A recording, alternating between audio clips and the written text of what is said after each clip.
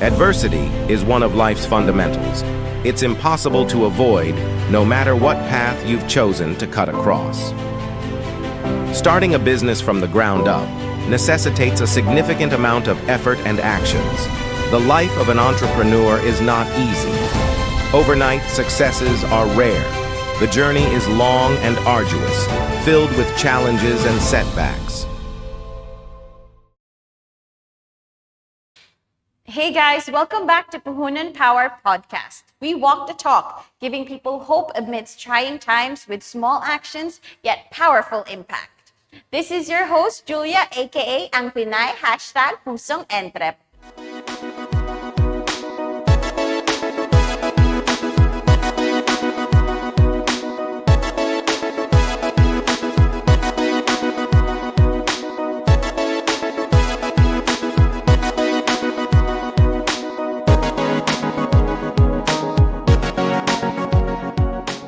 Kapag nakakaranas tayo ng paghihirap o problema, kadalasan ay tinatakasan natin o di kaya tinatambayan ang mga ito.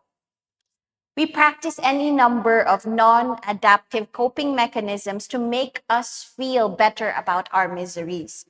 We prematurely blame external forces and even ourselves. We fall into self-pity. We tend to get our wires crossed when it comes to hardship, rejection, and adversity.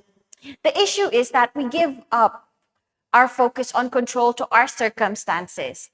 If you feel like you're cursed or unworthy of winning in life, you can do nothing to change it. You're putting yourself in a corner. Winning requires the ability to see things. It is important to recognize that adversity equals reckoning on what to do next. You should always look at adversity as a gift, a mere test of just a way of inducing the best in you. Is there a test to you not to beat you down? Remember, no one is exempted to problems. Lahat tayo dadaan dyan. The essence of being an entrepreneur is his resilience, perseverance, and agility to overcome adversities. Maraming mga bagay na di nakikita dahil sa pag-focus natin sa sobra sa problema versus sa solutions. Dahilan para di mo makita ang mga bagay na nasa mga palad mo na nasa harapan mo na pala. All you have to do is to utilize it. Kaya ngayong episode na ito, pag-usapan natin ang mga negosyong posible at patok kahit zero puhunan sa simula.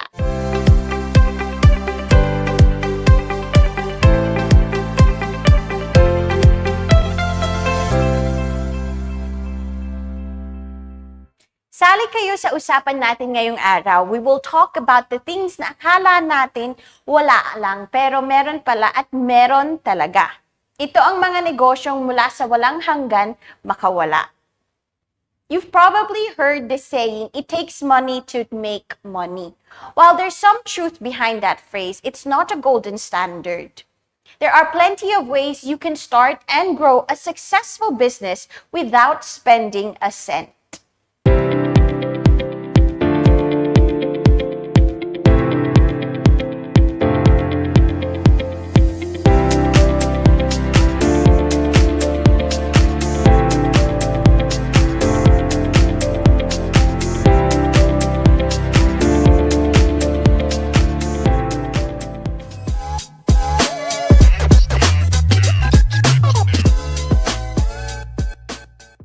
You can join our discussions by commenting below. Anumang katanungan na relevant sa ating usapan ngayon hapon ay pipilitin namin sagutin para sa inyo.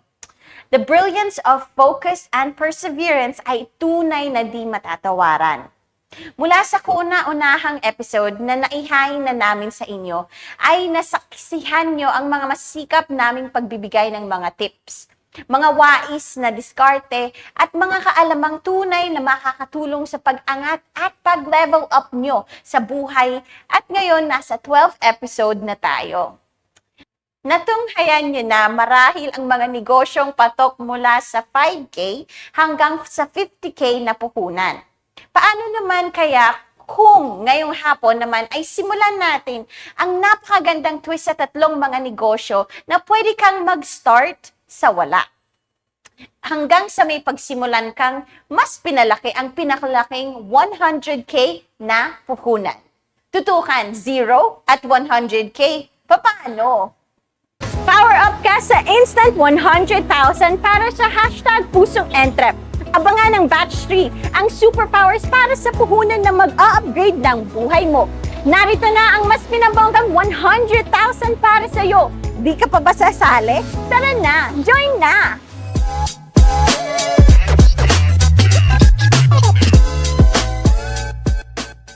Yon ng paghihirap o problema. Kadalasan ay tinatakasan natin o di kaya tinatambayan ang mga ito. We practice any number of non-adaptive coping mechanisms to make us feel better about our miseries. We prematurely blame external forces and even ourselves. We fall into self-pity. We tend to get our wires crossed when it comes to hardship, rejection, and adversity. The issue is that we give up our focus on control to our circumstances. If you feel like you're cursed or unworthy of winning in life, you can do nothing to change it. You're putting yourself in a corner. Winning requires the ability to see things. It is important to recognize that adversity equals reckoning on what to do next. You should always look at adversity as a gift, a mere test of just a way of inducing the best in you. Is there a test to you not to beat you down? Remember, no one is exempted to problems. Lahat tayo dadaan dyan. The essence of being an entrepreneur is his resilience, perseverance, and agility to overcome adversities. Maraming mga bagay na di nakikita dahil sa pag-focus natin sa sobra sa problema versus sa solutions. Dahilan para di mo makita ang mga bagay na nasa mga palad mo na nasa harapan mo na pala. All you have to do is to utilize it. Kaya ngayong episode na ito, pag-usapan natin ang mga negosyong posible at patok kahit zero puhunan sa simula.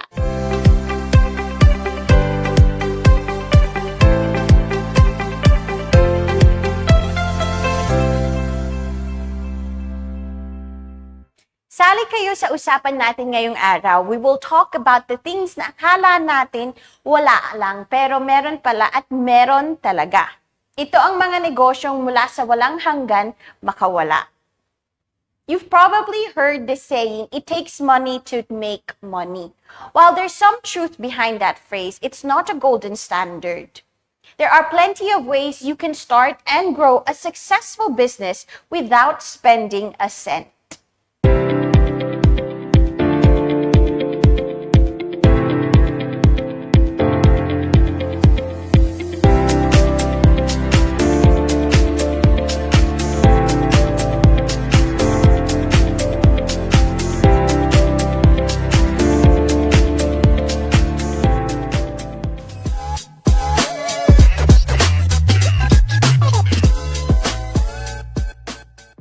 You can join our discussions by commenting below. Anumang katanungan na relevant sa ating usapan ngayon hapon ay pipilitin namin sagutin para sa inyo.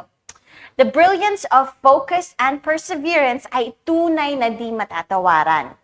Mula sa kauna-unahang episode na naihain na namin sa inyo, ay nasaksihan nyo ang mga masikap naming pagbibigay ng mga tips, mga wais na diskarte, at mga kaalamang tunay na makakatulong sa pag-angat at pag-level up nyo sa buhay. At ngayon, nasa 12th episode na tayo. Natunghayan nyo na marahil ang mga negosyong patok mula sa 5K hanggang sa 50K na puhunan. Paano naman kaya kung ngayong hapon naman ay simulan natin ang napakagandang twist sa tatlong mga negosyo na pwede kang mag-start sa wala. Hanggang sa may pagsimulan kang mas pinalaki ang pinakalaking 100K na puhunan. Tutukan 0 at 100K. Paano? Power up ka sa instant 100,000 para sa #pusong entrep. Abangan ng Batch 3 ang superpowers para sa puhunan na mag-a-upgrade ng buhay mo. Narito na ang mas pinabonggang 100,000 para sa iyo. Di ka pa ba sasali? Tara na, join na! Talino bonding moment na mga kapatid, kapamilya at kapusong entrep. Narito ang trivia number 1. What number is considered as both positive and negative? Alright, so shout out muna tayo kay Hanagaki-kun, Sander Cinco, Ray Mendoza, and Kyle Obante, ang shooter down ng team. Hello po! Okay, so ngayon, dumako naman tayo sa puso ng ating discussion. Bibigyan ka namin ng mga power tips, suggestions, at ideas para makaumpisahan mo ang magiging ganap sa hashtag pusong entrep. Diba, sabi nga sa trivia, ang 0 ay pwedeng negative or positive. Aba, tutok kayo sa positive. 0 plus positivity plus sipag plus tiyaga equals ginhawa.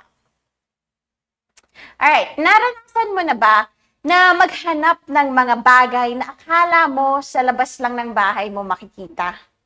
May mga gamit ka ba na sa palagay mo hindi mo na masyadong kailangan at maluluma lang ng hindi napapakinabangan? May mga ideas ka ba or skills na akala mo mananatiling idea lang? Iniisip natin ang napakaraming problema, pero alam mo ba ang power? Hindi mo alam, andyan lang yan sa tabi mo, sa mga palad mo at sa sarili mo. You just really have to focus sa solution na hindi konsumisyon. Itong unang business power idea na maibibigay namin sa inyo is check na di mo hihindian. Kailangan lang nito ang combination ng sipag at kagustuhan mo para umasenso ka.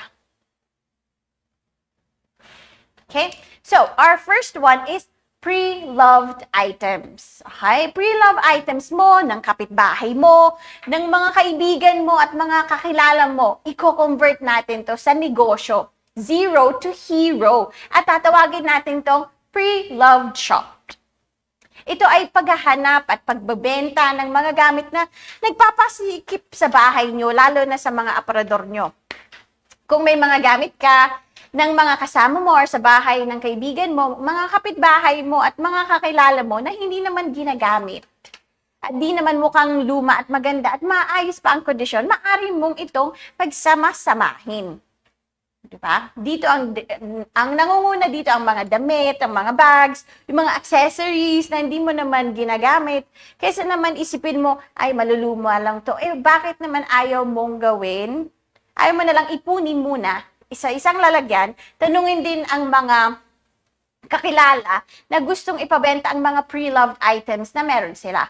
Huwag ilimita ang isasali sa i-build mong shop. Mga kitchenware, shoes, books, toys, magiging mga appliances ay maaari mong ibilang sa lineup ng mga pre-loved products para sa malawak na options ng mga mamimili mo. Pagkatapos, ay i-access naman natin at aralin ang mga practical na paglalagay ng presyo or pricing sa napaka-practical na halaga at talagang abot kaya ng mga consumers mo. Dalawang klase or paraan ng pagbebenta ang maaari mong gawin. The first one is online selling.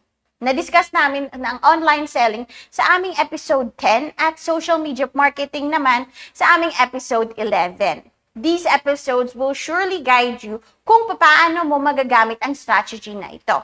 Simple lang naman ang dapat gawin. Maaari mong balikan ang mga nakarang episodes sa aming YouTube channel and Facebook page. Subscribe ka na rin at follow para sa mga marami pang mga power business ideas at mas marami ka pang power para manalo at pinalaki ang pinakalaking puhunan power mula 50K to power 100,000K puhunan na tiyak na makakatulong para sa expansion o paglaki ng negosyo mo.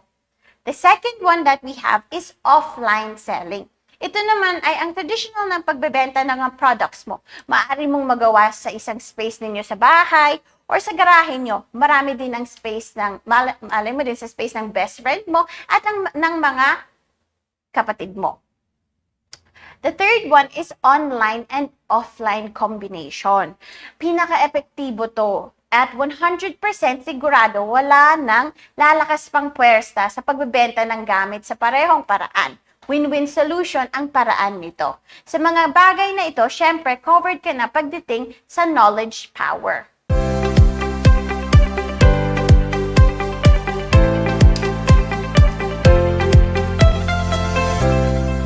Alright, so talino bonding moment number 2. Bago tayo mag-proceed sa number 2 business power idea. Okay, alright, so this is our trivia 2. The word zero comes from the Italian word zero, which in turn traces its root from the Arabic word zifir, meaning empty. What year did the word zero was first used in English? Okay, so move on naman tayo sa next na business power ideas. Ito naman ang pagbubukas ng pagkakataon sa pamamagitan ng convincing power mo. Which is, the first one we have is referee, middleman, or consignor. Hindi masyadong komplikado ang mga business power ideas na to.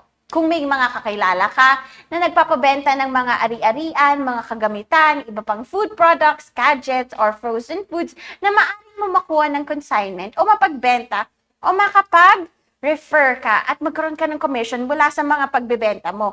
Ito ay maaaring maging source of income mo. Halimbawa, is earning from commission. May kakilala ka ba or kaibigan na nagpapabenta ng mga ari-arian tulad ng lupa? Right? Na naghahalaga ng, for example, let's say, 700K. At may kaalaman ka naman sa pagmamarket na matyaga kang makakakonect sa mga networks mo online at offline. Maaari kang kumita ng at least 3% or 5% commission.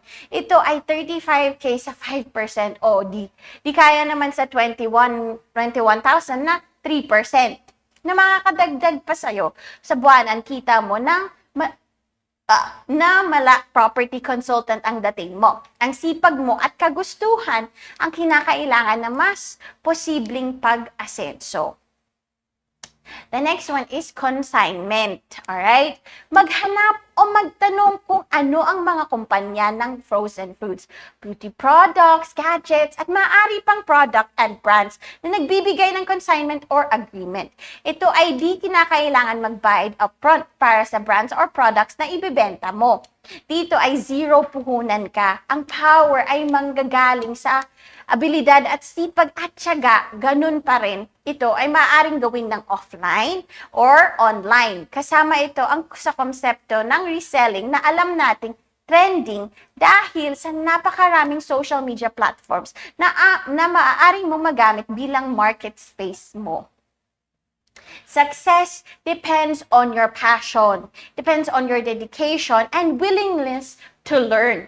Choose an idea that excites you and aligns you with your skills and resources. Okay, dahil naman sa napakalaking positive feedbacks ng Puhunan Power at hashtag Pusong Entrep na ibinalik niyo sa amin, ito na ang mas pinalaki at level up na power para sa pagsisimula ng mas malaking negosyo. Nagsimula kaming magbigay ng 50,000 sa ating ka-hashtag Pusong Entrep na si Nanay Evelyn, ang winner ng batch 1 ng Maragondon, Cavite. Sa ngayon, nagsisimula ng maiayos ni Nanay Evelyn ang kanyang tindahan na siguradong makakatulong sa kanyang pamilya. With the informational support that we are providing, we committed ourselves to providing values and excellent relationships with our audience as they are the core and our strong alliance in empowering our Filipino entrepreneurs, regardless of sex, gender, color, education, religion, and status. Mula sa mga maliliit ng mga vendors, mga kapatid natin, persons with disabilities, at sa mga nais mga intensyong magsimula pa lamang na kahit na maliliit na negosyo sa mga estudyante na may brilliant ideas, ngunit walang puhunan panimula. Isang napakalaking kasiyahan at napakataba ng puso na magpapadulot kami ng kahit na simpleng ngiti at luha ng kagalakan sa inyong lahat At lalo higit sa lahat, makakapagbigay kami ng pag-asa sa inyo. So, one more thing that we would also like to say is that our cutoff for batch 2 of hashtag Pusong Entrep will be on 11, 12, 13, 15 is Saturday, right? Or Friday? Saturday. Sat 50. So our cutoff will be on June 13. And our announcement of our batch number 2 winner is on June 14. Remember, guys, your votes will only count if you follow our community. If you don't follow our community, your vote to your favorite contestants will not be included. So please go ahead and like our community and vote for them. Okay? Simulan naman tayo sa batch number 3 na covered ang 3rd week ng June hanggang sa mga susunod pa na buwan. Okay? Ngayon, magbibigay naman kami ng magkakataon na ating mga ka-hashtag Pusong Entrep at Power Puhunan na mas pinalaki. Alright? So, it's no longer 50,000 pesos. Alright, can we have a drum roll for this? You're supposed to have a drum roll. Alright, so our prize for our batch 3 would be 100,000 pesos. Ngayon, alright? So, huwag kayong mag-alala because from our 100,000 pesos, it wouldn't be 2 weeks that you'll be finding your votes. We will be giving you 1 month to find how many votes you will get, but it has to be, remember, it goes as follows. Remember, let every participant or let every person who wants to vote needs to join our community. Join our community so you can go ahead and vote your favorite contestant. Ngayon, mas medyo ano siya. So, if, for example, your votes, right, you need to at least have 100,000 votes for you to qualify for our 100,000 pesos. So, currently, we already have, for 2 weeks, one of our contestants managed to get at least 400,000. 400? Not 400,000. 400 votes. So, 100,000 will be easy peasy. Alright? Easy peasy for everyone. All you need to do is yung sa sipag mo at tiyaga mo, magsabi sa mga kaibigan mo, sa mga kaklase mo na, uy, follow, like their page, vote for me. Okay? Narito naman ang paanimulang bonus ng Business Power Tips ng 100,000 business capital is just the beginning.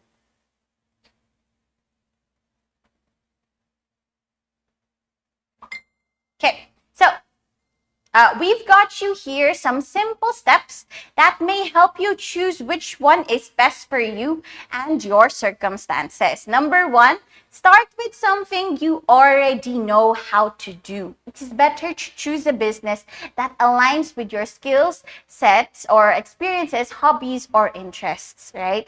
Kasi hindi ka naman pwedeng magsimula na you're going to do your business pero hindi mo naman alam kung ano yung papasukan mo. Like, let's say, for example, ang pinaka-skill set mo is, you know, like before, let's say, yung pre-love clothes, right? Tingnan mo kung magaling ka ba dyan. Kung magaling ka na talaga sa pagtitinda ng pre-love clothes, then why not start there, right? Start there from something big. We can start from small and then grow your business. Next, look around you. Check out what is in demand in your area that existing businesses have not yet met. Find a gap in that supply-demand change and address the need. An entrepreneur is also a problem solver. You provide solutions to the problem. Take note of that, all right? So, one more thing na gusto din namin sabihin sa inyo is, hindi tayo pwedeng na, for example, nakikita mo sa, let's say, in your community. Diba? Sa community mo, marami kayong nagtitinda ng coffee shop. Okay? So, your basic instinct, kasi nga, malalaki yung kita nila, makikisali ka naman sa paggagawa mo ng coffee shop.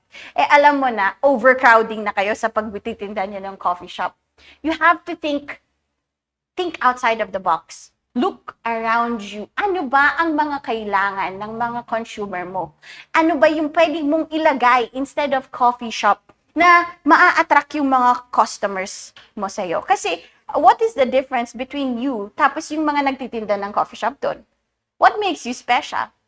So, isipin mo, do I really need to start a coffee shop here? Or siguro ibang business idea naman. Hindi ka pwedeng add because one person is doing it, makikisali ka. No, an entrepreneur has to think outside of the box. Think of something new. Think of something that people have not yet provided, but you will be able to provide it to your consumers. Okay? Next, create alternative for imported goods. Check out products that are often imported to the country and see if there are local products that you can sell that can substitute to these imported goods. Doing so is more affordable for your consumers and will also provide additional income for other local businesses located in the provinces. Okay. So, one example that we can say about that is in the provinces, diba? When you go home, dito kasi sa Cavite and Manila, when you go outside, you will see Korean store, diba? Marami kayong makakitang Korean store, iba't ibang klase pa. Pero, for example, nandyan ka sa probinsya. Diba maghahanap ka pa rin? Kasi, of course, we know we love watching Korean teleseries. What is that? Drama? K-drama? Yes, so K-drama, right? And then while your consumers are watching it, they would say that, okay, I would like to, let's say, what is that cabbage thing? Okay, so kimchi, right? So they would say that, oh, I want to make kimchi. And then, if you look at it, for example, you're in your province, diba? Walang nagtitinda ng mga Korean foods. That would be a good way to start a business. Kasi nga, may different locations, meron mga specific places na wala naman yung hinahanap ng mga consumers mo. Think of that. Hindi ka pwedeng makikisali ka lang kung ano yung gulo ng mga iba. You need to think of your own idea. If you know that these people here, they like watching K-drama, and of course, you know, from your own mentality na gusto mo din kumain ng mga K-drama foods, why can't you make it to your own spot? Tapos, itinda mo sa kanila. Sa beginning, medyo mahirap yan kasi kailangan makilala ka nila and all that stuff. But that all depends sa sipag at tiyaga mo. Masipag ka ba na pumunta doon, alokin mo sila, uy, may kimchi ako, or uy, I don't know the different types of food of Koreans, pero basta Korean food, right? Give it to them. Sa sipag at tiyaga mo malalaman kung paano mag-upgrade yung business mo. Okay? Add a twist to existing successful businesses. Learn from other profitable businesses by looking into their techniques and adding your twist on your unique selling points to serve your customers better. Learn and provide value to your customers so that in return, you will receive a power value from them that lasts. Okay? Twist an existing one. Don't just copy a successful business because they have their own success already. So may mga target consumers na sila. So you need to, like what we said before, think outside the box. Diba, meron kaming naging guest which is about, is that longanisa? Longamay, right? Longamay. So they twisted the longanisa of longanisang imus to longamay, which is longanisang siomai. See, that is a twist of a successful business and you will have another successful idea from that. Think outside the box. We're not pushing you to just start your business. We're pushing you to make a business that will last for your generations to come. Di ka pwedeng sasabihin mo lang, okay na to pang araw-araw ko, okay na yun. No, don't settle for that. Right? Settle for something that you know you can achieve in the long run. Hindi lang para sa'yo, hindi lang din para sa anak mo, pero sa mga sunod or yung mga apo mo. Okay? Think outside the box. Next, test your business idea. Before giving away all of your capital. Start small to see if you're willing to pay money for the products and services you offer. You can also ask your customers' feedback to know how to do things better. We have wider room for improvement, okay? So stay focused and be ready. Adversity is adversity, but your drive to succeed should overpower the adversity, all right? So, what we have next for you is our trivia number 3. All right, ready na kayo? So, magkano ang mas pinalaki at pinabonggang papremyo ng Puhunan Power at hashtag Pusong Entrep na powered by MRMP OPC ngayong buwan ng June at sa mga susunod pa? Alright, so comment your answers down below at mamaya matatanggap nyo rin ang aming papremyo. We will announce the 3 trivia winners at ang tamang sagot bago po matapos ang ating live podcast. Right, so may mga shoutout ba tayo? None? Alright, ayaw nyo mag-hi? Mag-hi naman kayo dyan. Alright, okay, so walang magusto mag-hi, so we'll announce our winners. Our winners for trivia number 1 is Jonas, is this Belafuente? Congratulations, Jonas. Alright, next we have Akim Tapia for trivia number 2. Congratulations.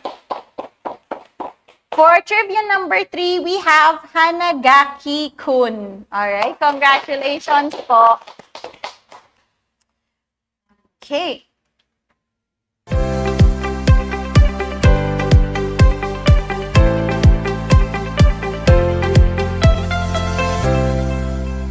Alright. So, hindi po dyan nagtatapos ang pag-share namin ng mga kaalaman na tunay makakatulong sa ating paglago bilang mga entrepreneurs. If you want more, you can message us directly and rest assured na mabibigyan namin ng daan ang inyong mga suggestions and requests.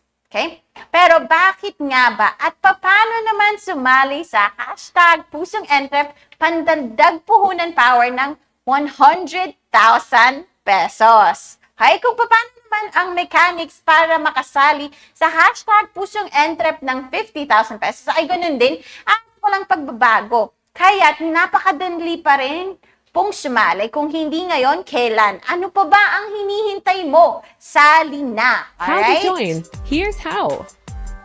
Step 1. Visit the official website www.mrmpopc.org of Mary Rose Media Production OPC to review the complete mechanics. Step 2. Make a 1 to 2 minute video, then message us directly on Facebook at MRMPOPC for details on how to upload your video. Step 3. Once submitted, wait for the link that we'll send so you can share it to your friends and families. Alright, shout out naman tayo kay Enajaf and to Marisa Mendoza. Hello po. And to Lonzo. Hello po. Okay, so bago po tayo matapos, we are going to do our raffle. Right? Who is going to be our lucky winners? Okay po. So, medyo gumanda na yung lagayan ko ngayon. Hindi katulad ng isa. Ayaw ko magpakita. Okay. Dapat may drum roll. Bakit may drum roll? Oh my gosh. See? Yung nag-shout out. Congratulations to Enad Jaff. Congratulations po. Sabi ko sa inyo, dapat mag-shoutout kayo. Shoutout. Who knows, you can be our lucky raffle winner for our next episode. Okay? So, before we end, patuloy pa rin po ang pagtanggap ng tulong financial para sa pagpagamot ni Tatay Nelson. Lahat po ng inyong donation ay napakalaking tulong po sa kanila. Sa mga gusto pong mag-abot ng tulong, nakalagay po sa screen ang kanilang GCash number. Direkta po nilang matatanggap ang inyong tulong kaya siguradong makukuha nila agad ang inyong mga donation. The great aim of knowledge and education is putting things into action. Thank you for joining us today. Kita-kits po ulit tayo sa susunod naming mga episodes. And if you think we've provided value to you and your business, please share this video with your friends and families. Once again, this is Julia ng Puhunan Power, aka Pinay #Pusong Entrep. Pag may puhunan ka, may power ka!